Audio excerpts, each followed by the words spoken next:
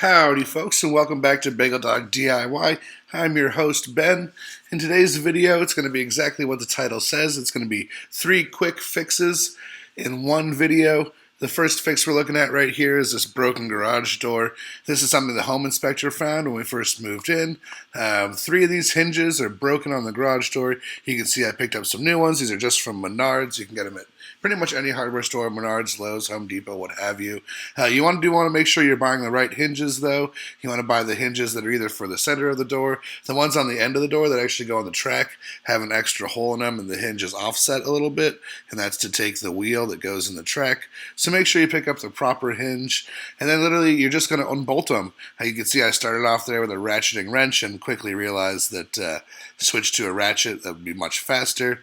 So I just ratchet them off. I could have used a power tool for this, but anytime I'm working in unfamiliar territory, and this is unfamiliar territory for me, I'm by no means a garage door mechanic, I tend to go with hand tools, just so you can kind of feel how tight a bolt is, how tight it was put in before you, so you make sure you get things back in place properly, not over-torqued. When you go with full power tools, you tend to strip things out or break bolts. So I just go hand tools on this one. I got a ratchet out, I believe it was 7/16. There's 4 bolts on each hinge. I'm just taking them out, and then I'm going to line up the hinge the exact same way the old one was and put them back in. These 2 in the center are broken here, so you see me look down the garage door, and the camera goes down the garage door a time or two. I'm just making sure that it stayed lined up, that it didn't sag, nothing moved. And then I do open and close the garage door a few times and make sure nothing's binding or anything like that. But again, these were completely broken, so if it was going to sag, it would have sagged already. And it goes back together easy peasy, no problem. So it's really just a matter of taking some bolts out, putting some bolts back in. I do also, during this process, you'll see me go there in a little bit, I realize that the one above my head is starting to crack. There's some stress cracks in it. So I did have an extra hinge, and I ended up replacing the 2 above these 2 that I replaced as well. See, I'm noticing it right here. Something's weird there. I think I showed it to you on the camera too. But yeah, you can see where it's starting to crack. I actually think this is because the garage door opener had a lot of movement in it. I'm going to do a video where I actually secure it. It wasn't secured to the ceiling properly. Another thing the home inspector found. But I think it was pulling this door back and forth, and it's what started these hinges to start to wear prematurely. That would be my guess anyway. All right, second project, moving on to number 2. There's these 4 little vents on the outside of our house that come from our basement. One's from our water heater, one's from our furnace, one is a vent for plumbing. And the other one, I don't know what the other one's for. Anyway, they're all vents. One's condensation. So from the air conditioner. So we've noticed there's a lot of bees going in and out of them. We don't really want bugs going in and out. They're really, really long runs. Nothing that comes out of these is hot or like restricted. So I'm just going to put a little bit of screen over them with a hose clamp. Not a big deal. You see me just fit it right here. Just an inexpensive piece of screen I picked up. I think it was $7. I think each hose clamp was $2. So I'm just going to slide it over the tube there, tighten it down with this nut driver. And then I'm just going to take a razor blade and clean up the edges. You do want to be careful if you're covering venting like this. Make sure, like I said, these are all really, really long runs. I'm not like on top of my water heater on the other side of this wall or anything. It's a good 20 feet away. And I did get screen that was rated for heat. But make sure if you're going to cover anything like this that, it's not a high flow situation. There's not like tons of water coming out or heat or something that's going to mess up the screen. I know I'm safe in doing this. In this case, on these pipes, it's not going to be a big deal.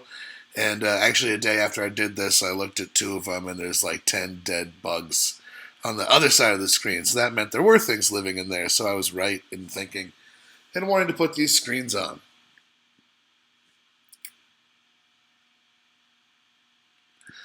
I think you see me realize that my hose clamps aren't going to work. They're only going to fit, the hose clamps I bought anyway are only going to fit 2 of these pipes. And you'll see a quick costume change because it's a different day, and I finished the last 2.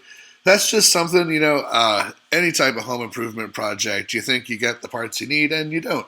You're going to get to know your local home center, Menards, Home Depot, whatever it is, very, very well. They're definitely on a first-name basis with me. There are several of the cashiers anyway. It's just something that happens. What I try to do to sort of make sure my days stay productive, and when I make trips to the hardware store, I get things for multiple projects. So this is the end of a day right here. I think I was painting all day, or I was working on the ceiling in the for the laundry room. And, two of these went on, the other two didn't. I had to go back and get some different size hose clamp. It really wasn't a big deal. I had another project I could work on. I think, like I said, this was the end of the day, so I think my project was having a beer and making some dinner.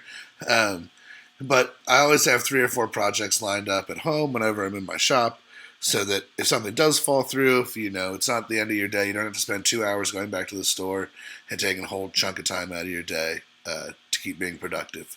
You can just have multiple things lined up, and then as you run into snags, which you inevitably will, you can just move on to the next project, go to the hardware store the next day or 2 days later, or what have you.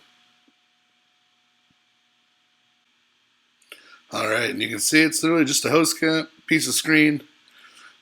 Screen does come in different qualities. This is high quality screen. Like I said, it was temperature and scratch resistant or what, I don't know. I bought the most expensive small tube. I think it was $11. Still wasn't super spendy. Now we're back on a different day. I went to the hardware store. I got the right size hose clamps for these last 2. I'm just going to throw them on real quick. Same process, nothing to it. Easy peasy. Hose clamp, piece of screen, razor blade. Be careful with razor blades, I guess. I don't know. Don't cut yourself. Don't over tighten. You don't need to crack the pipe. The screen's not going anywhere. You're not trying to keep bears out. You're trying to keep bugs out. Just cut it off clean. Move on to the next one. Don't crush the plants in the flower garden. Try to be good. Maybe I should get a haircut. I think I trimmed my beard. My beard's not like that anymore. It's funny editing these, later. Zip around there. Nope, come on. Nope, don't cut your finger. Ah.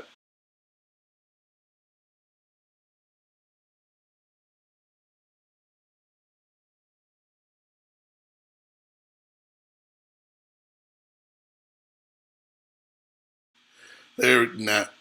Come on, yeah, I got it. Okay, whew. Beautiful. All done. Now the wife's happy. The bugs are sad, but the wife's happy. That's what matters. Now moving on to our last project. Like I said, 3 short projects in this video. Going down to the basement. When we first moved into this house, this is what I'm blabbing about here. Both my wife and I noticed immediately that the hot water got really, really, really hot. Like burn yourself hot. So it's not really a big problem for us, but I do have nieces and nephews, little kids. You don't want somebody turning on a hot water and actually burning their hands accidentally. So just down in the basement here, this is pretty straightforward. It's different on every hot water heater, but we have a gas hot water heater. It's right, this black dial on the front is how you adjust the temperature. So you can turn it up or turn it down. It was up on very hot. I turned it down to just regular hot, and no longer. It still gets hot, plenty hot for showers and things like that. But you're no longer. You could have made tea with our water before, not quite boiling, but very, very hot. This will also save you some money on your energy bills. Like I said, it does depend on your hot water heater. Look at your owner's manual. All of them are different. I had a tankless hot water heater once where you actually had to plug in different connectors to get the temperature you wanted. Like if you plugged in the blue connector, you got 110 degree water. If you plugged in the red one, you got 130 or vice versa or whatever it was. So all hot water heaters are different. Most gas ones are like this. There is a knob on the front. Sometimes it's a red knob. Sometimes it's a black knob. But yeah, look at your manual or read the side of your hot water heater. But if you ever need to adjust your temperature on your hot water heater, if it's too hot or too cold, it is actually something you can adjust. That's going to do it for this video. Like I said, 3 short, quick things, just rapid fire. But I hope it was helpful. Cheers.